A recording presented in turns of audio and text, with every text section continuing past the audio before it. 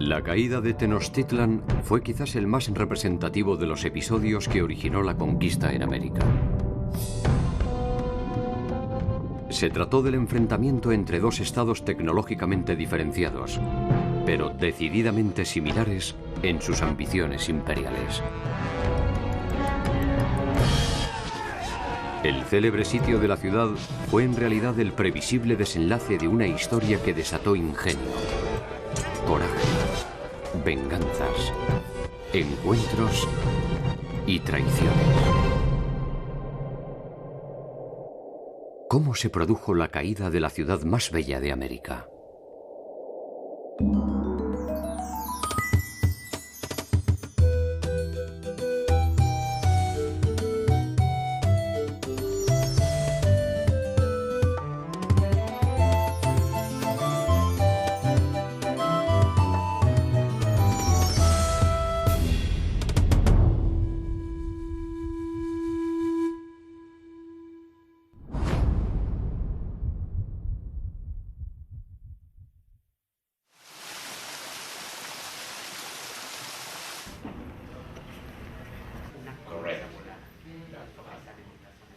Los mexicas son conocidos históricamente como aztecas.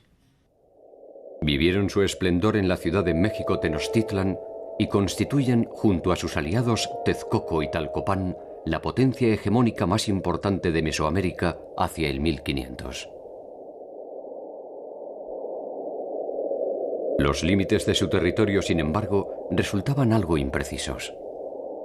Nosotros estamos un poco acostumbrados a que si una nación domina a otra o un señor es dueño de un territorio, tiene un territorio continuo, ¿no? Y en el caso del México antiguo era muy diferente.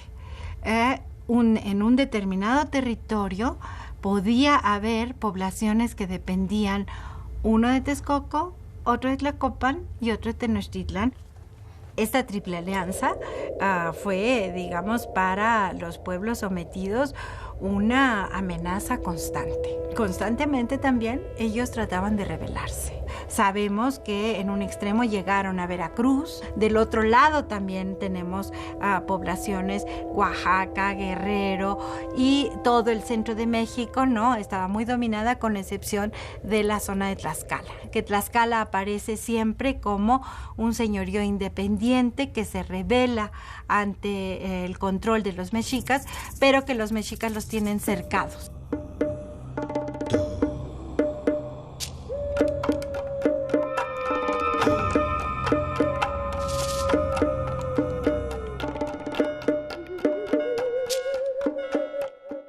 El líder supremo de los aztecas se conocía bajo la denominación de Huey Tlatoani, y no había evento, por pequeño que fuera, que le pudiera ser desconocido dentro de los siempre imprecisos límites de su territorio. Más allá de sus ejércitos, la muestra más contundente del poderío mexica fue, sin lugar a dudas, la ciudad de Tenochtitlan.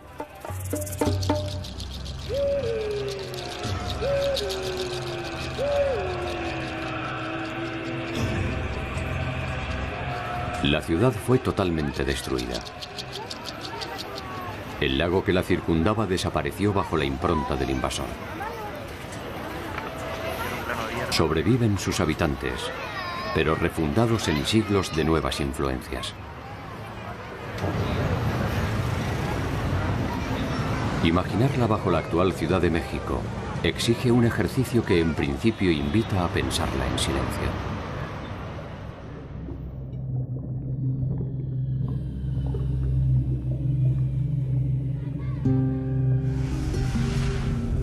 Durante el día crepitarían los fuegos en los patios de los hogares. El olor del humo se escurriría entre sus calles y canales. Los pájaros se presentarían alertas en los alrededores de huertos y sembradíos.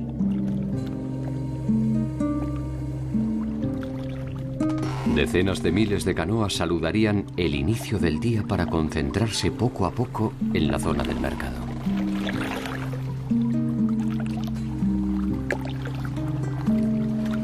Los remos golpearían las aguas. Las aguas chocarían contra los puentes y los diques que delimitaban cada una de las parcelas.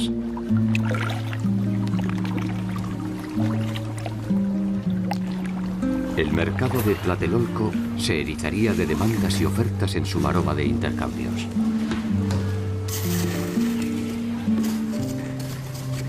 Hacia el atardecer, el sonido de los tambores de Quetzalcóatl anunciaba el final del día. Las canoas se replegaban a sus casas y el silencio se apoderaba de la ciudad, dejándola a merced del oleaje aquietado. Entonces, cuando el pueblo descansa, el centro ceremonial libera a los hijos predilectos de la nobleza que salen de las escuelas y caminan por entre los templos hacia sus palacios. Sus flautas suavizan la noche y liberan canciones y poesías. De la ciudad de Tenochtitlan sabemos que era un centro urbano que estaba asentado en una isla. No vivían los campesinos en la ciudad de Tenochtitlan, sino vivían los funcionarios principalmente, la nobleza. Entonces era un centro urbano con sus calles bien delimitadas, su alumbrado y la prohibición de circular en las noches. El centro ceremonial era el corazón de la ciudad. Allí, los palacios albergaban a los personajes más destacados que como tales poseían ciertos privilegios.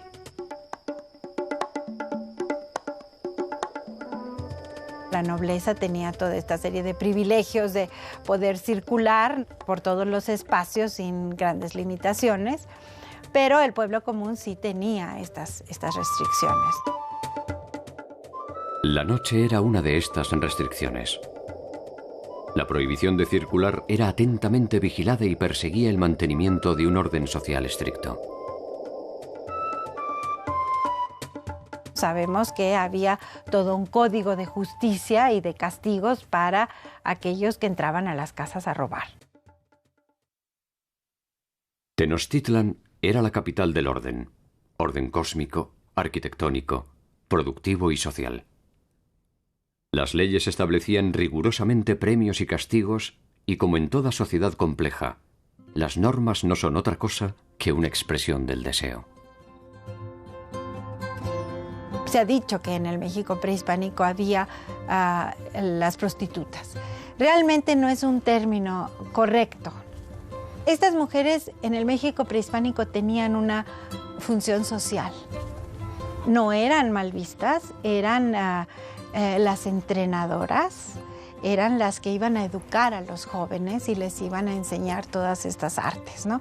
Entonces, no tienen esa carga negativa que nosotros en muchas partes de la sociedad se les da.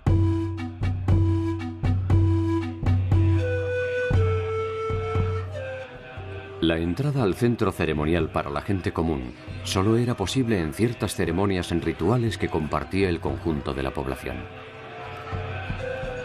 No era fácil ingresar a estos espacios que estaban delimitados para la nobleza y un grupo muy selecto. Durante esas fiestas se entrelazaban la magnitud de sus templos, su diversidad social, su mística religiosa, su refinada opulencia y el severo aroma de sangre que producían los sacrificios humanos. Este ritual, pues tan fastuoso, digamos, era una manera de también tener controlada a la población, impresionada ante estas celebraciones, que cuando lograban entrar al recinto del Templo Mayor para estas celebraciones, pues debió de haber sido un espectáculo muy impresionante para el pueblo común. Los españoles describen la ciudad como les sorprende la vida y la cantidad de gente circulando, la comparan con las grandes capitales de Europa de ese momento. era una ciudad en toda la extensión de la palabra, ¿no? Ya hablamos de que tenía sus mercados, tenía sus barrios, tenía dentro de los barrios sus templos, las casas habitación de las personas, y uno se pregunta, bueno, si estaban en una isla, ¿cómo se abastecían de la serie de productos? Sabemos que había un verdadero movimiento de canoas. Varias de estas canoas transportaban productos que se vendían, como por ejemplo el agua.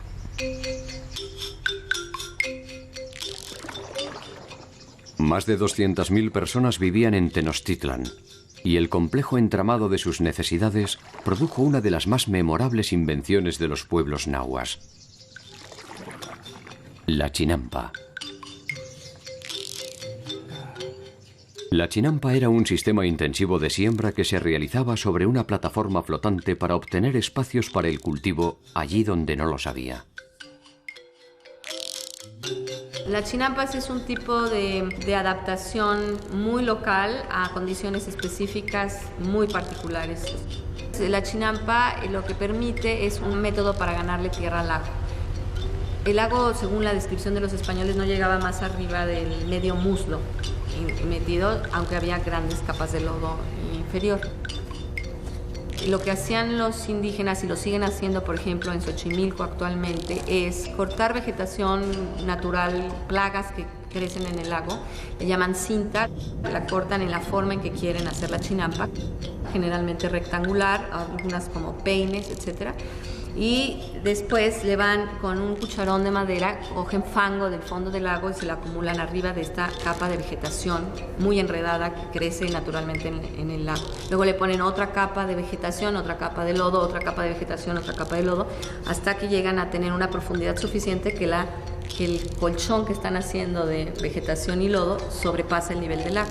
Y lo que tendrían es un colchón de material orgánico en putrefacción, húmedo, que no necesita riego porque todo lo adquiere por porosidad, donde las plantas serían sembradas en la parte superior.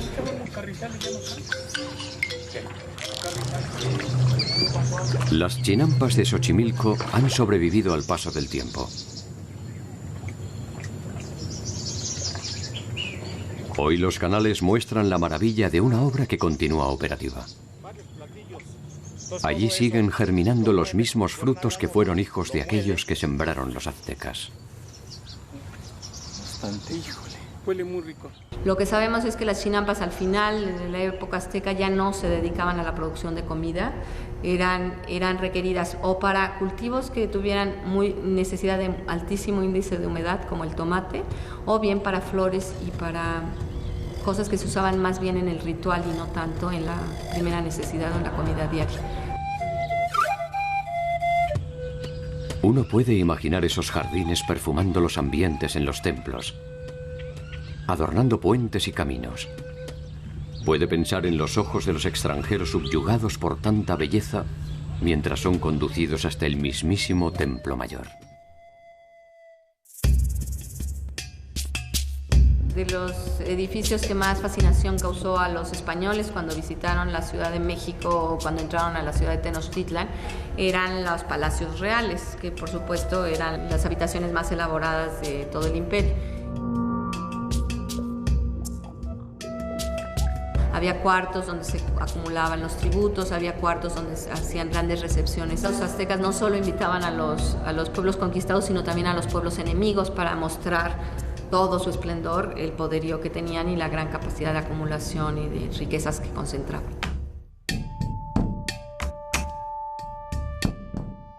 La ostentación nunca es muda y la codicia nunca es sorda.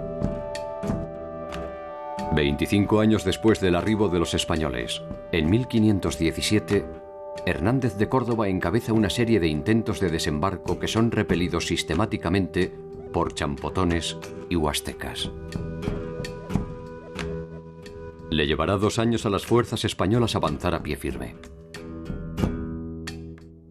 Hernando de Cortés desembarca en las cercanías del actual puerto de Veracruz con un ejército de 600 hombres en abril del año 1519.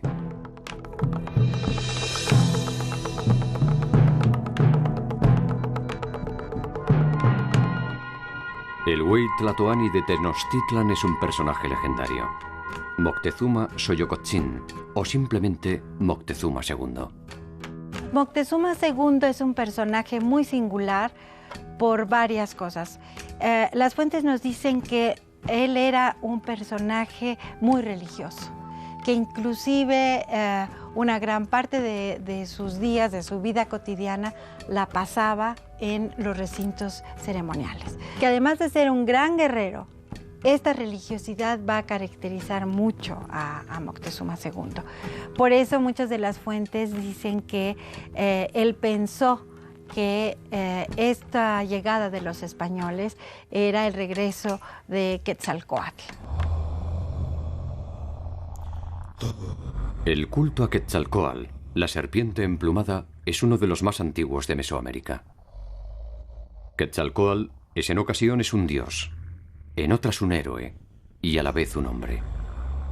El gran complejo de mitos de Quetzalcóatl se teje en el posclásico tardío.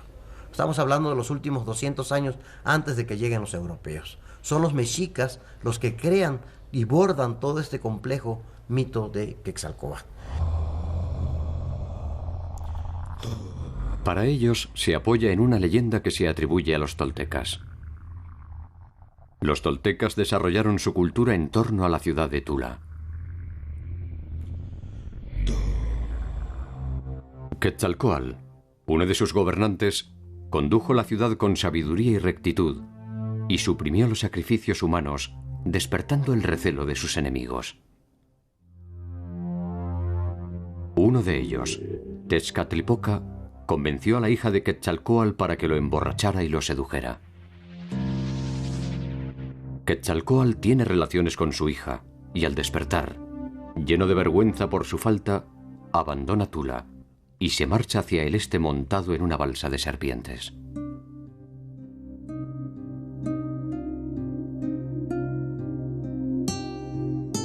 Los conquistadores regresan por el mar, por el este, y los indígenas tienen una primera duda acerca si no es Quetzalcóatl regresando para ver lo que ha pasado.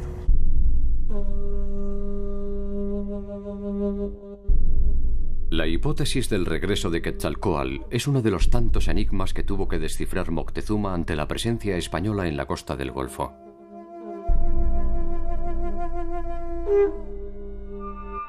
Moctezuma es uno de los personajes más controvertidos y complejos de la historia de los mexicas.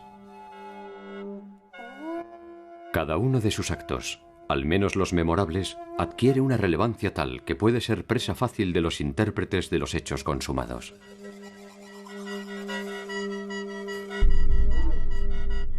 Convivieron en él con suerte variable el sabio, el estratega, el místico, el guerrero y trágicamente el hombre.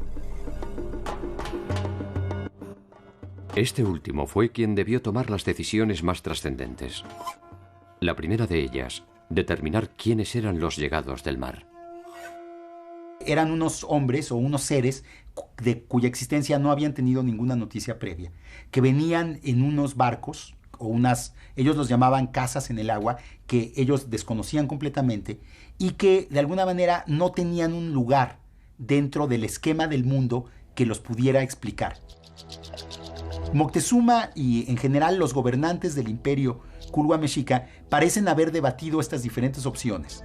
Y cuando tuvieron noticias de la llegada de Cortés a las costas de Veracruz, decidieron enviar una embajada para recibir a estos recién llegados y para tratar, sobre todo, yo creo que el principal objetivo de la embajada era averiguar cuál era la naturaleza de los recién llegados. Esta embajada de incertidumbre desembocó trágicamente en la certeza española. Hernán Cortés sabía ahora que Tenochtitlan era tan poderosa como lo había imaginado, y tan rica como lo podía llegar a imaginar. Los embajadores llevaban equipo, o iban equipados para resolver este dilema. Por un lado, llevaban una serie de regalos que eran trajes de diferentes dioses. Y además llevaban regalos propios para hombres. les presentaron víctimas sacrificiales, porque en la creencia mesoamericana los dioses se alimentaban con el corazón de las víctimas sacrificiales. Y los españoles se negaron a que se realizara el sacrificio y se negaron a comer el corazón.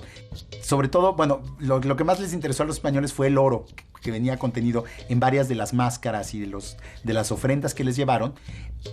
Recibieron todos los regalos, pero no los recibieron de una manera que fuera comprensible para los mexicas dentro del esquema que ellos habían construido para explicar a los españoles.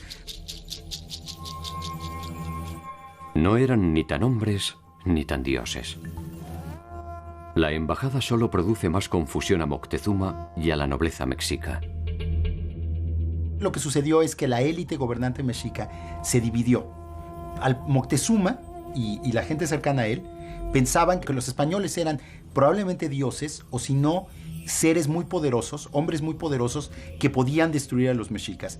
Y por lo tanto lo que buscaron fue una estrategia de negociar con ellos y de procurar evitar una confrontación directa con los españoles.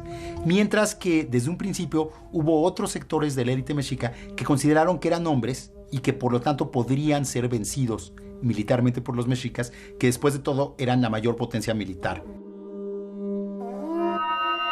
¿Fue Moctezuma un traidor a su pueblo? ¿Fue acaso un repentino cobarde? ¿Previó quizás el final fatal e irreversible que se avecinaba e intentó un camino menos obvio que el de la simple violencia?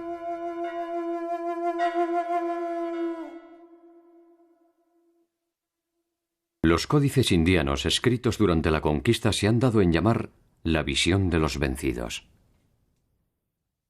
Allí se refiere la aparición de una serie de presagios funestos que se manifestaron desde 10 años antes de la llegada de los españoles. En ocasiones, los presagios sirven para anticipar lo que vendrá. En ocasiones, para intentar dar una respuesta a lo que está pasando. Si esto fue así, es probable que el mismo Moctezuma o sus augures hayan sido los creadores de los propios fantasmas que los devoraron.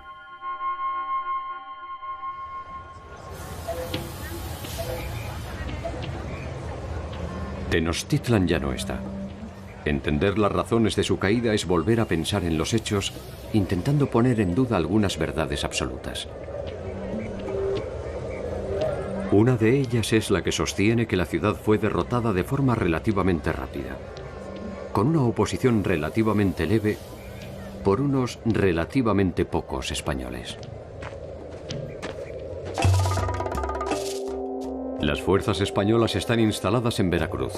433 kilómetros los separan de los dilemas de Moctezuma.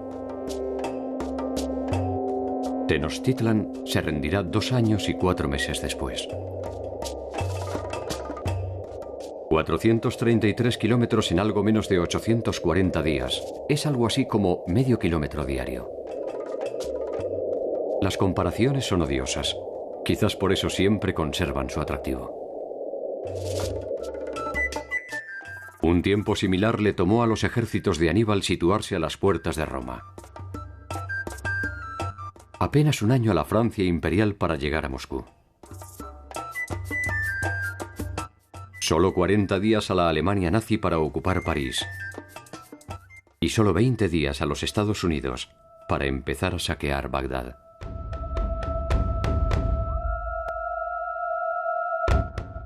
Según refieren los cronistas españoles, el ejército que venció a los mexicas estaba compuesto por 200.000 tlaxcaltecas, 40.000 más entre los de Huecotchingo, Cholula y Chalco, 900 españoles, 80 caballos, más de 100 escópteros y ballesteros, 15 cañones y 13 bergantines. Estas cifras de ninguna manera podrían ser interpretadas como un pequeño grupo de hombres, sino como lo que eran: un poderoso ejército.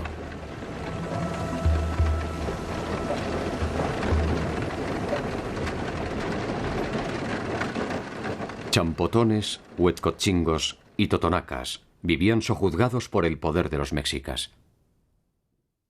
La llegada de los españoles se les presenta como una oportunidad para liberarse de Moctezuma y las cargas del tributo azteca. Cortés supo que ahí tenía una oportunidad político-militar clave, que era jugar entre las rivalidades que podían existir entre los diferentes grupos indígenas que había en Mesoamérica. La decisión tampoco resulta fácil para los pueblos sometidos. Pese al evidente poder de los españoles, someter a Moctezuma exigirá algo más que un conjunto de pueblos enojados. Una de las primeras decisiones que toma Cortés, asesorado por los Zempoaltecas, es dirigirse primero a Tlaxcala, porque le informan que los tlaxcaltecas son los principales enemigos de los mexicas y que con ellos puede establecer una alianza. Tlaxcala era una alianza de 4 señoríos, de 4 ciudades independientes que habían formado una confederación y que habían mantenido a lo largo de más de 100 años una guerra constante contra los mexicas y que nunca habían sido conquistados por los mexicas. Magiscacín, uno de los 4 señores principales de Tlaxcala, cree estar frente a una oportunidad decisiva. Una alianza con los españoles le permitiría acabar con los mexicas.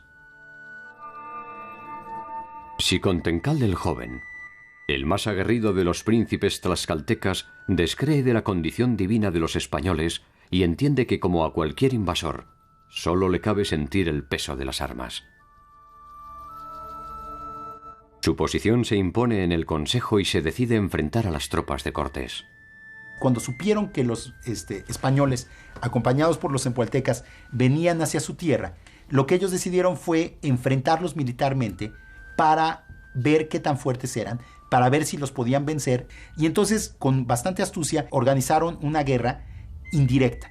Es decir, hicieron que los que atacaran a los españoles fueran vasallos suyos, otomíes, que hablaban una lengua diferente y que pertenecían a pueblos distintos, al mismo tiempo que ellos establecían contactos diplomáticos con los españoles. La victoria sobre Tlaxcala resultará decisiva para los planes de Cortés, tanto desde lo militar como desde lo simbólico. La batalla entre los otomíes y los españoles duró varios días. Fue una batalla muy fuerte. Y, de hecho, los españoles estaban a punto de ser derrotados por los indígenas, que eran mucho más y tenían mucho más fuerza que ellas. Y en la última noche de la batalla, desesperado, lo que Cortés decidió hacer fue atacar una ciudad que estaba relativamente cercana al campo de batalla durante la noche. En la tradición mesoamericana nunca se atacaba de noche y nunca se atacaba a una población civil sin ninguna advertencia previa. Entonces, al romper 2 de las reglas fundamentales de lo que era la guerra en Mesoamérica, lo que Cortés demostró es que los españoles eran capaces de una violencia militar tal que era imposible de alguna manera derrotarlos. La guerra no era como nosotros tenemos la guerra, de que llegan y acaban con todo. Había todo un protocolo previo para la guerra. Cada mañana, antes de iniciar un combate, una delegación tlaxcalteca se acercaba al cuartel general de los españoles para proveerles alimento y bebida. Magiscacín insiste en establecer una alianza. Xicontencal cree que la victoria todavía es posible. En los llanos de Tecoatchingo, los tlaxcaltecas libran una última y decisiva batalla. Francisco Cervantes de Salazar, en su Crónica de la Nueva España, se refiere al más grande ejército mesoamericano desplegado a campo abierto. Por venir pintados con vixaixaguas parecían demonios, traían grandes penachos que campeaban a maravilla, traían ondas, varas con aminto que pasaban una puerta. Era el arma que más temían los nuestros, lanzas, espadas de pedernal, arcos y flechas sin hierba. Nunca españoles vieron en campo tan hermoso ejército y tan grande después que las Indias se descubrieron, porque los mexicas nunca salieron a campo. Los señores tlaxcaltecas sin intermediarios pueden observar el desempeño de los españoles.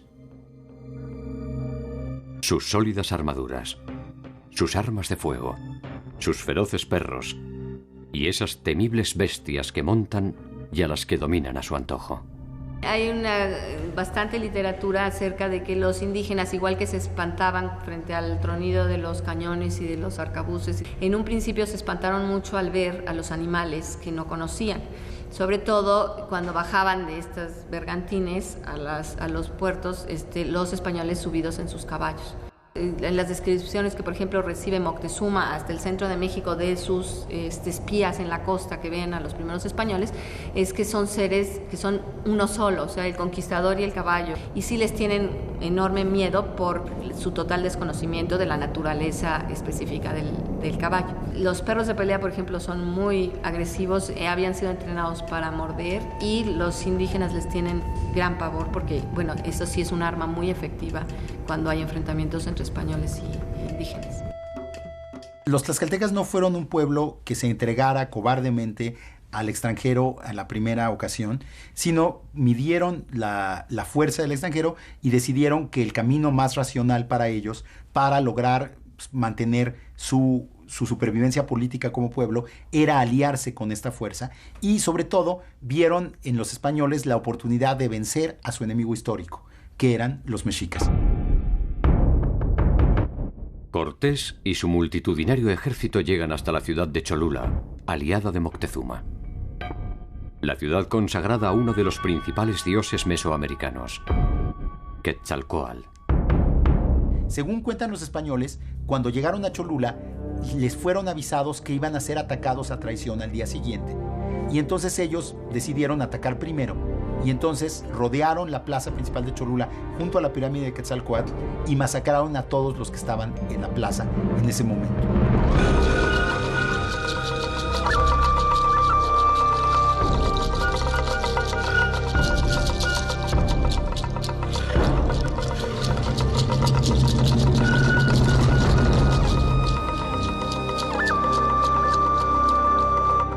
No sabemos cuántos fueron los muertos, deben haber sido centenares, inclusive millares de personas, pero el impacto psicológico de esta matanza en un santuario, en el principal santuario de Mesoamérica, fue brutal en toda la tierra.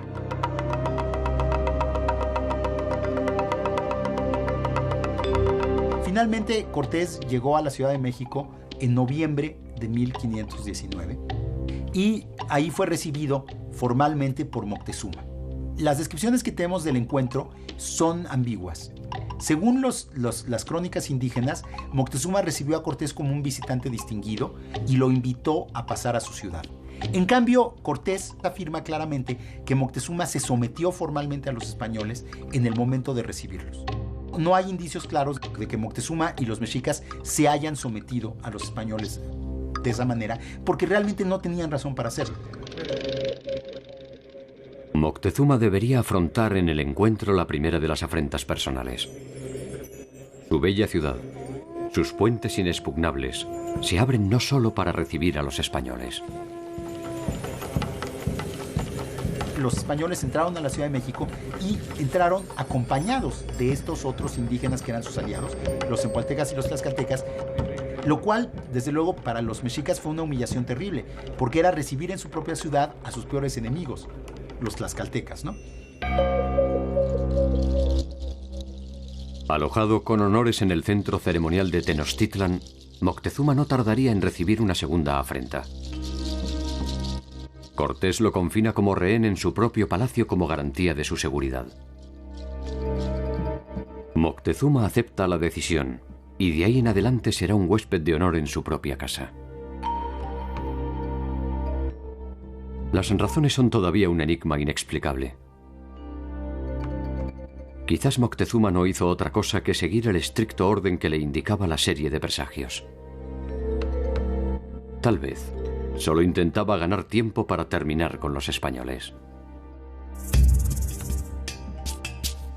Al tomar prisionero a Moctezuma, Cortés alteró de una manera que él no podía entender la relación de poder dentro de la élite mexica, porque paradójicamente debilitó al partido de Moctezuma, que era aquellos que querían la paz. Pero entonces hay que pensar en el papel que jugaba el Huetlatoani. Era un ser sagrado para el pueblo. Nadie podía tocar al Tlatoani. Inclusive no le podían ver directamente. había un descontrol de los indígenas de ver que Cortés lo tocaba y lo abrazaba y lo jaloneaba. Digo, ¿qué era eso, no? Entonces, realmente yo creo que el papel de Moctezuma fue muy difícil, ¿no? Fue un momento realmente pues dramático para él, ¿no? Y para toda la nobleza indígena. Lo que se creó fue una situación de parálisis o un impas político-militar entre los españoles y los mexicas. Por un lado, los españoles estaban en la Ciudad de México y ellos creían que habían logrado el sometimiento de los mexicas. Por el otro lado, los mexicas habían tenido que recibir a los españoles y estaban esperando la ocasión para ver cómo podían librarse de ellos.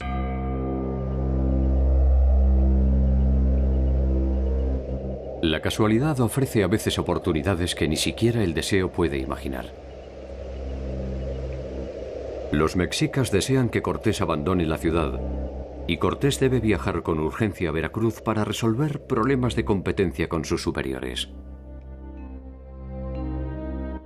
Uno de sus capitanes, Pedro de Alvarado, queda al mando durante su ausencia. Es la oportunidad de recuperar la ciudad. En mayo se iba a realizar una gran fiesta religiosa en honor a Tezcatlipoca y a Huitzilopochtli.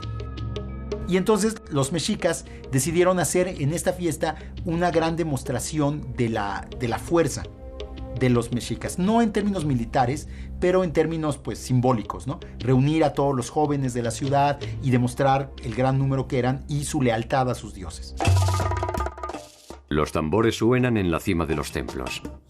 Los jóvenes ataviados inician sus cantos en honor a Huitzilopochtli y Tezcatlipoca.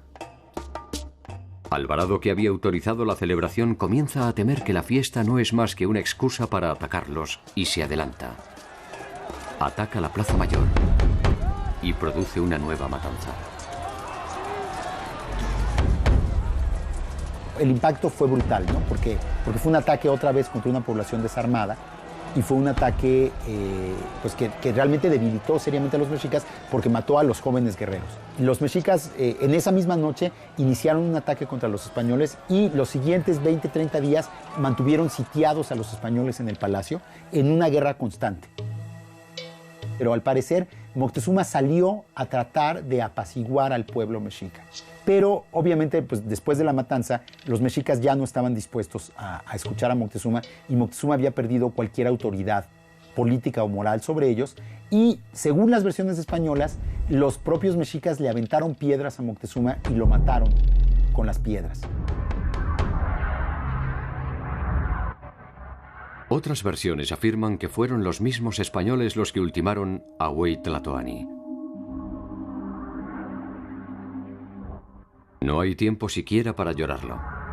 De nada vale que los españoles les entreguen el cuerpo de Moctezuma a los mexicas. La pompa o el escarnio pueden esperar.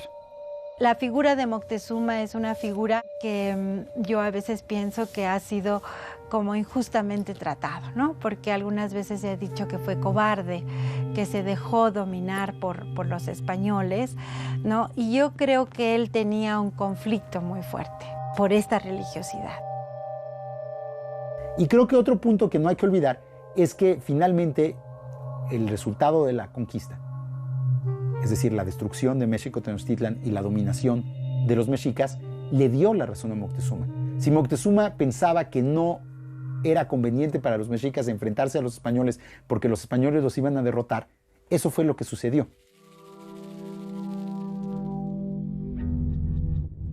La hipótesis más sencilla es encerrar en un solo hombre la culpa de todo un pueblo. Moctezuma pudo ser un cobarde. Pero cabe también arriesgar que el ocaso de los mexicas o aztecas fue también producto de su propia naturaleza. Suponer que los recién llegados no habrían de seducir a Moctezuma es reducir la historia mexica a una simple trama de miedos y de traiciones.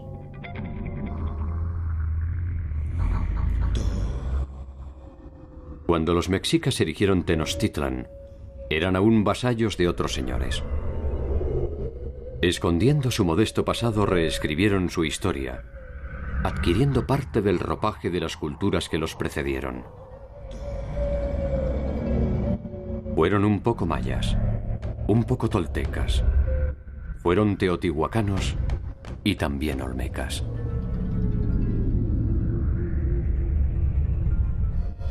Moctezuma pudo también haber sido fiel a esta construcción colectiva. Quizás solo quiso aprender, vencer y cambiar, tal cual lo hicieron los antiguos tlatoanis. No sabremos jamás si solo esperaba reescribir su propio tiempo. Más allá del día final, su cuerpo vuela lleno de dudas hacia las profundidades del inframundo, mientras su pueblo recupera la memoria histórica, se despoja de su vano oropel y se entrega a la muerte heroica.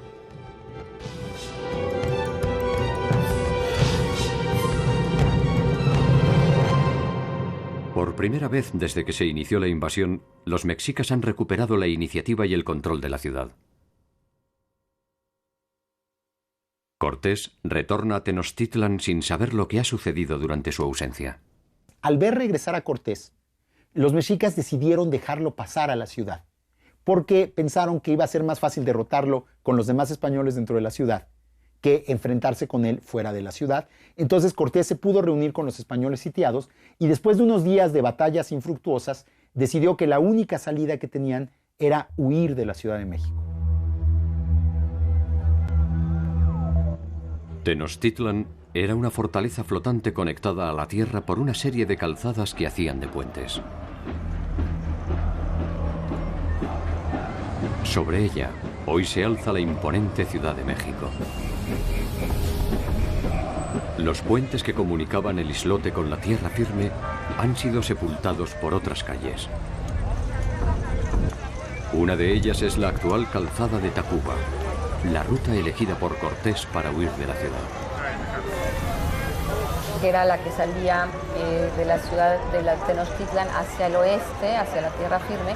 Por ahí trataron de escapar los españoles. La Noche Triste, en la famosa repliegue de la Noche Triste, por ahí salieron y por ahí fueron perseguidos por los aztecas. Los españoles huyen en medio de la noche con una módica versión de su conquista.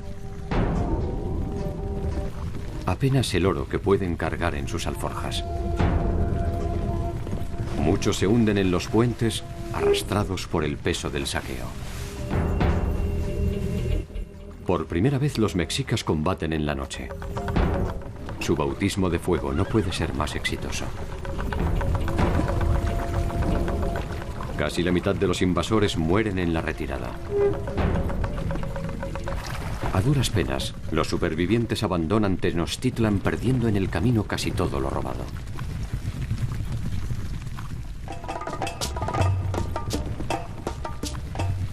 Es el primer triunfo de los mexicas y la primera derrota de los españoles.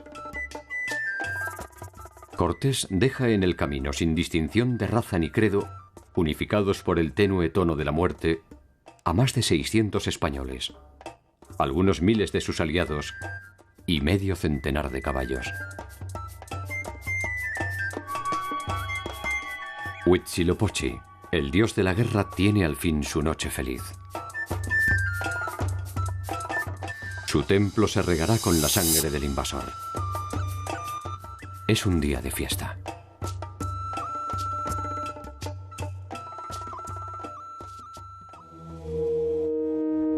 Tlaxcaltecas y españoles, hostigados por los mexicas, se repliegan hasta Tlaxcala, el único sitio que puede ofrecerles algo de seguridad ante el inicio del contraataque.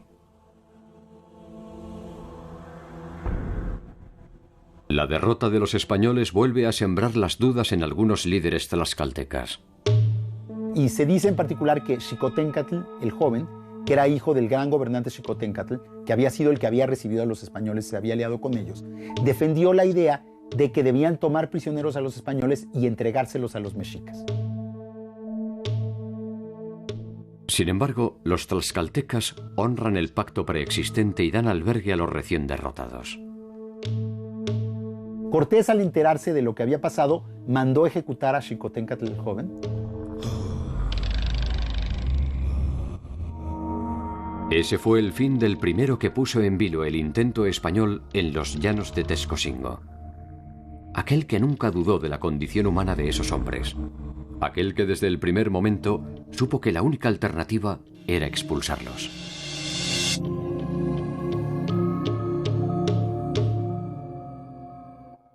Paradoja del destino. Su bandera sería alzada en Tenochtitlan por Cuauhtémoc, el último Huey Tlatoani de los mexicas. Cuauhtémoc sabe que Cortés regresará. Lo sabe, entre otras cosas, porque él tampoco renunciaría a una conquista. Sus primeros pasos tienen que ver con el aprovechamiento del impacto de su reciente victoria. Las cabezas de los españoles vencidos y las de sus caballos se pasean por los señoríos de la región como prueba de la reciente vulnerabilidad de los invasores. En Tenochtitlan, Cuauhtémoc manda construir más de 6.000 canoas para resistir. Y luego buscaron restablecer la red de vasallajes y de alianzas que sostenían su imperio. Y para lograr eso, pensaron que lo mejor era ofrecerles a sus vasallos unas mejores condiciones. O sea, digamos que buscaron volverse a ganar la lealtad de los vasallos, ofreciéndoles una reducción en tributos y unos mejores términos de gobierno, digamos. Esto, paradójicamente, lo que hizo, en vez de fortalecerlos, fue debilitarlos. Al negociar nuevos términos con sus vasallos, lo que demostraron fue una debilidad que terminó por afectarlos. En Tlaxcala, mientras tanto, se prepara una nueva incursión definitiva a Tenochtitlan. Cortés se propone un ataque masivo y utiliza el tiempo disponible para prepararse. 10 meses después estará de regreso con 13 bergantines y más de 200.000 hombres fuertemente pertrechados para iniciar el sitio.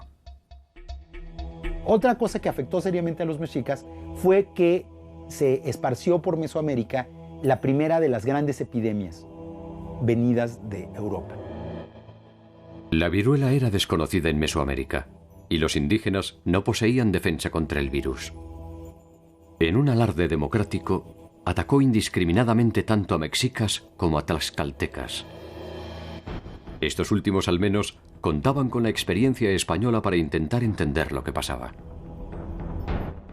Para los mexicas, era otra señal desconocida, aciaga y estremecedora, que se abatía sobre su presente. Entonces, realmente, para cuando se inicia el sitio de la Ciudad de México en mayo de 1521, los mexicas están ya políticamente vencidos.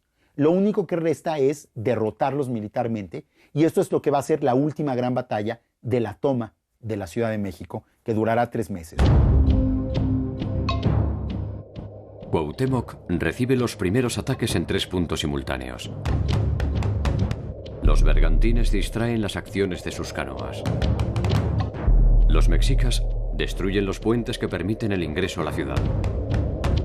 Los españoles los reconstruyen durante la noche. Los nombres de Xilacatzin, Soyexin y Temoxin, héroes de aquellas sangrientas jornadas, resisten aún los intentos de la historia que insiste en sitiarlos en el anonimato. Un ataque comandado por el propio Cortés es repelido y 50 españoles se suman a los 15 que ya fueron tomados prisioneros. Durante la noche los españoles son sacrificados. Sus gritos retumban en el cielo de Tenochtitlan y llegan hasta donde intentan dormir las dudas de los enemigos. La esperanza de una victoria breve se aquieta y el invasor espera que la ciudad se consuma por sí sola. La provisión de agua ha sido cortada y no hay cómo abastecerlos de alimentos. La peste se expande entre los canales y los muertos se amontonan en las calzadas. En uno de los numerosos ataques, Cuauhtémoc es sorprendido a bordo de una canoa y finalmente es atrapado. La resistencia cesa y los españoles y tlaxcaltecas disponen el saqueo de la ciudad.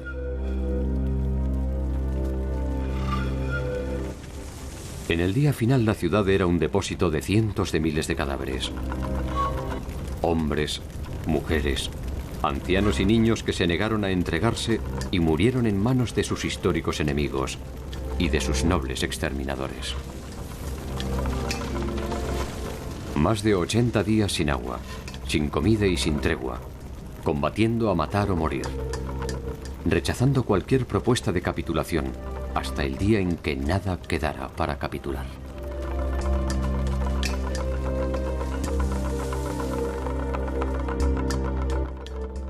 En 1525, 4 años después de la derrota, después de torturas e intentos de manipulación, Cuauhtémoc es ejecutado. Con él se va el secreto del tesoro que perdieron los españoles en su huida. Ya no habrá más Huey Tlatoani, ni habrá más Tenochtitlan.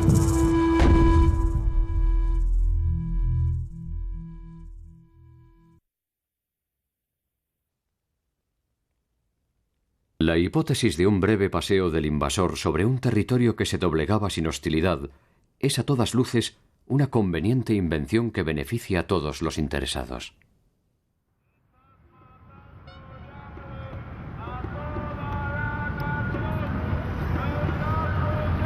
Por detrás de la espada, los cronistas terminaron su tarea reduciendo los hechos a una breve historia de corajes, intrigas, traiciones y daños colaterales.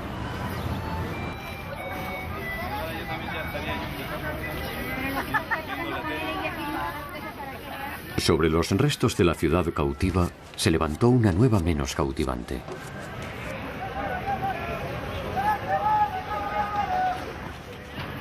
Lo que quiso ser arena del olvido volverá alguna vez a la orilla de la memoria para intentar ser una vez más, desde allí, el principio de una nueva peregrinación.